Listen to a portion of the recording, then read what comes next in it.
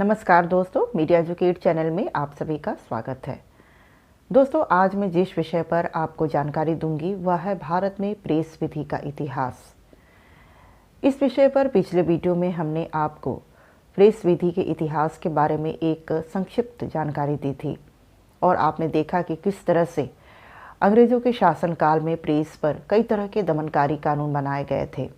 तो दोस्तों, उसी विषय को आगे बढ़ाते हुए मैं और भी प्रमुख बातों की चर्चा करूंगी, तो बने रहिए हमारे इस वीडियो में।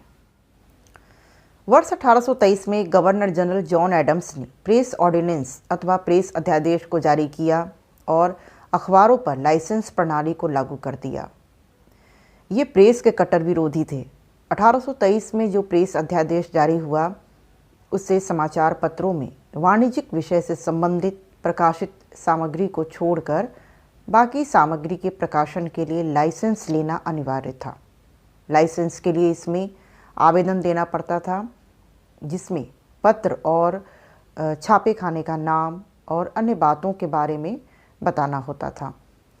इस तरह के प्रावधान बम्बई प्रेसिडेंसी में 1825 और 1827 में भी लागू किए गए। इस प्रेस अध्यादेश के अनुसार लाइसेंस के बगैर अगर कोई भी पत्र, पुस्तक या विज्ञापन प्रकाशित करता था, उसे 1000 रुपये का जुर्माना या 6 महीने के कारावास का दंड दिया जाता था। सरकार छापाखाने पर कब्जा कर सकती थी और उसे जब्त भी कर सकती थी।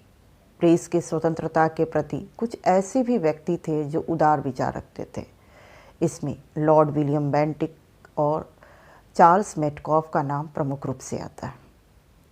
जब चार्ल्स गवर्नर जनरल बने तो इन्होंने 1823 का प्रेस अध्यादेश और बम्बई के 1825 और 1827 के नियम को निरस्त कर दिया।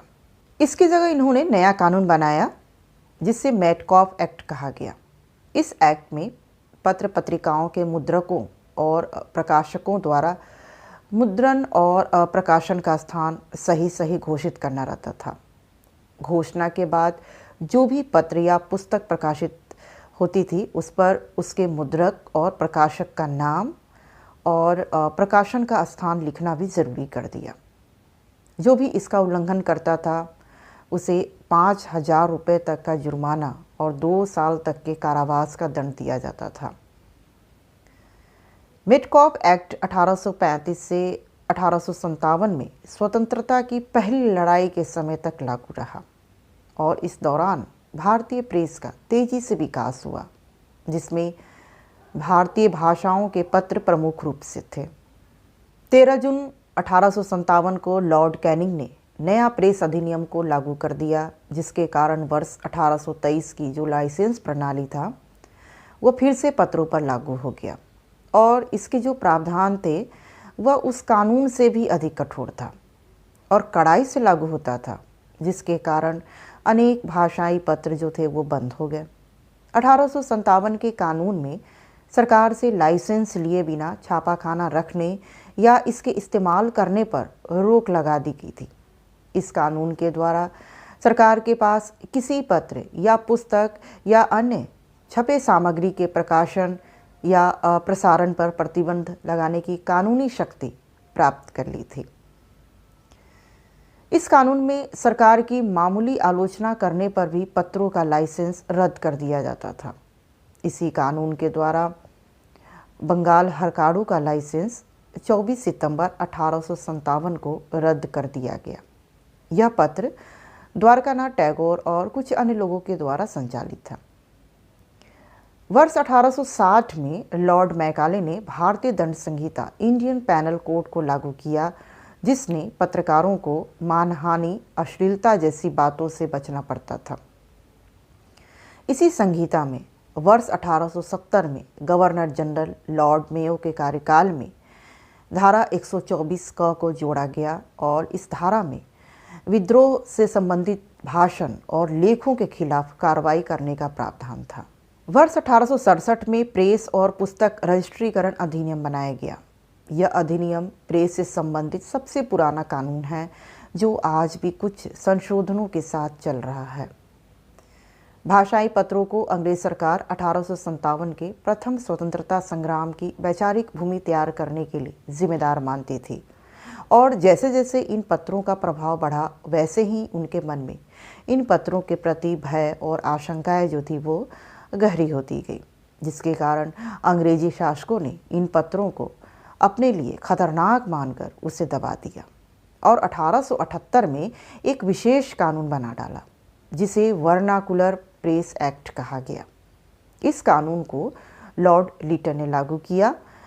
इस कानून को भारत में बहुत ज़्यादा विरोध किया गया था। इसी कानून के समय अमृत बाजार पत्रिका, जो कि उस समय अंग्रेजी और बंगला द्विभाषी में छपता था, इसने रातों रात अपने को केवल अंग्रेजी पत्र के रूप में बदल लिया। 1881 में गवर्नर जनरल लॉर्ड रिपन ने वर्नाकुलर प्रेस एक्ट को निरस्त कर दिया। वर्ष 1898 में भारतीय दंड संहिता में संशोधन किया गया और इसमें संशोधित धारा 124 को जोड़ा गया, जिसमें राजद्रोह के अपराध को और कठोर बना दिया। इसमें धारा 153 का जोड़कर विभिन्न वर्गों में शत्रुता बढ़ाने वाले भाषणों और लेखन के लिए दंड का प्रावधान किया गया।